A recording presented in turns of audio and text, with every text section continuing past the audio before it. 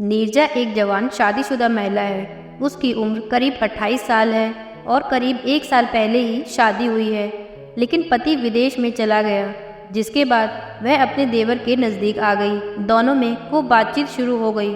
दरअसल उसकी शादी अनिकेत नाम के लड़के के साथ घर वालों ने की, लेकिन शादी के तुरंत बाद पति उसे छोड़कर विदेश चला गया, जिसके बाद उसके लिए ज़िंदगी में कुछ रस नहीं रहा। पति भी विदेश में होने के चलते कभी कभार बात करता। शादी से पहले उसे विश्वास था कि वह उसे प्यार करना सीख सकती है, और उसने किया भी, लेकिन वह अभी तक नीरजा से प्यार नहीं कर पाया। वह हमेशा उसके प्यार के लिए तरसती रहती है। वह जब भी उससे बात करने की कोशिश करती है तो वह काम में व्यस्त होने की शिकायत करता है। उसके पास नीरजा के साथ वक्त बिताने के लिए बिल्कुल भी समय नहीं है, या ये कहें कि वह नीरजा के साथ रहना पसंद ही नहीं करता। शायद नीरजा से शादी करना उसके लिए घरवालों के साथ एक समझौता करने के बराबर ही था। वह उस पर ज़्यादा ध्यान नहीं देता, लेकिन नीरजा को ये सब पहले से पता नहीं था। उसने तो अपनी सारी उम्मीदें इस शादी से ही लगा रखी थी। सच कहूँ तो उसने अपने जीवन में इतना अकेलापन शादी से पहले कभी महसूस नहीं किया था। अनिकेत उसकी ज़रूरतों को नहीं समझता था। अनिकेत के साथ चीज़ें बेहतर न हो पाने की वजह से वह अपना सारा समय अपनी सास के साथ बिताने लगी। सौभाग्य से वह एक बहुत ही प्यारी और देखभाल करने वाली महिला थी। वह अपनी बहू से बात करना पसंद करती हैं। उनके साथ नीरजा का समय भी अच्छे से कट जाता, लेकिन जब रात आती तो उसे भी लगता कि दूसरी महिलाओं की तरह वह भी अपने पति के साथ रोमांटिक पल बिताए, लेकिन उसकी किस्मत में ऐसा नहीं था। उसकी शादी को 1 साल ही हुआ था। ऐसे में वे कुछ ही बार मिले थे, वो भी उनके मूड के हिसाब से। उसकी ज़रूरतों और चाहतों की अनिकेत ने कभी परवाह नहीं की थी। वह हमेशा उदास और बुझी सी रहती थी, क्योंकि पति उसकी ज़रूरतों को नहीं समझता। वह अपनी शादी में बहुत ही कमज़ोर महसूस कर रही थी। इसी बीच अनिकेत का छोटा भाई सौरभ न्यूजीलैंड से अपनी नौकरी छोड़कर भारत वापस आ गया। वह उससे पहली बार मिल रही थी। उसने शादी में उसे नहीं देखा था। ऐसा इसलिए क्योंकि उसे उस समय वापस आने के लिए वीज़ा नहीं मिला था। ऐसे में जब वह वापस आया तो वह उसे देखकर पूरी तरह दंग रह गई, क्योंकि सौरभ दिखने में बहुत ही हैंडसम था।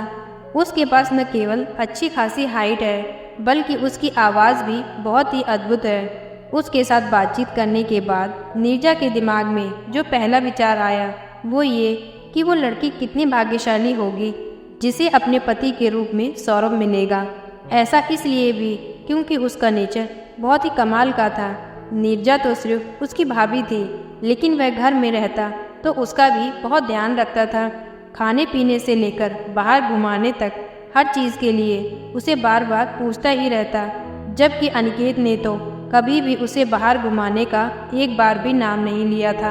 वह न केवल उसकी देखभाल करता बल्कि उसे शॉपिंग कराने भी ले जाता। उसकी इस अदा पर नीरजा भी उस पर मरने लगी थी। वह अपने पति से तंग आ चुकी थी। उसे ऐसा लगता कि शायद उनका किसी और के साथ अफेयर है, तभी वह उसके साथ रहना पसंद नहीं करते। सौरभ इतना हैंडसम था कि नीरजा का ध्यान उससे हट ही नहीं रहा था। वह नहीं जानती थी कि उसे क्या हो रहा है, लेकिन धीरे धीरे वह उसके प्यार में पड़ती चली गई। यह सब उसके साथ इसलिए भी हो रहा था क्योंकि उसका पति उस पर बिल्कुल भी ध्यान नहीं देता था। उसने सौरभ के साथ नज़दीकियाँ बढ़ानी शुरू कर दी। उसने उसे हर दिन खाना देना शुरू किया। उसने उसे न्यूजीलैंड में उसके जीवन के बारे में बात करना भी शुरू किया। इसी बीच एक दिन नीरजा उसे डेटिंग ऐप पर लड़कियों की जांच करते हुए देखा। वह चुपके से लड़कियों की प्रोफाइल चेक कर रहा था। नीरजा ये कहती है कि मैं नहीं जानती कि मुझे एकदम से क्या हुआ, लेकिन उसी रात उसने उसी डेटिंग ऐप को डाउनलोड किया जिसका इस्तेमाल सौरभ करता था, और अपनी एक नकली प्रोफाइल बनाई। नीरजा सूर्यास्त की तरफ फेस करते हुए अपनी एक बहुत सी सुंदर सी तस्वीर लगाई ताकि वह उसका चेहरा न देख सके। यही नहीं, जैसे ही उसने और भी कई दिलचस्प फोटो लगाए वह उससे कनेक्ट हो गया। दोनों आपस में खूब सारी बातें करने लगे, और आज भी वे दोनों एक दूसरे से इंटरनेट के थ्रू कनेक्ट हैं और एक दूसरे से बहुत प्यार करते हैं और प्यार भरी बातें करते हैं। लेकिन आज तक सौरभ को ये नहीं पता कि उससे बात करने वाली उसकी अपनी ही भाभी है। और पति अनिकेत के अंदर भी कोई बदलाव नहीं आया। वह साल में 2 बार ही घर आते हैं और उन दोनों के रिश्ते वैसे ही बने हुए हैं जैसे कि पहले थे। नीरजा कहती है, मैं नहीं जानती हमारे इस रिश्ते का क्या अंत है, लेकिन अभी मुझे ये सब अच्छा लग रहा है। तो फ्रेंड्स, इतनी सी थी ये कहानी। आज की कहानी आपको कैसी लगी प्लीज़ कमेंट करके बताएं। प्लीज़ वीडियो को लाइक करें, चैनल को सब्सक्राइब करें। Thank you.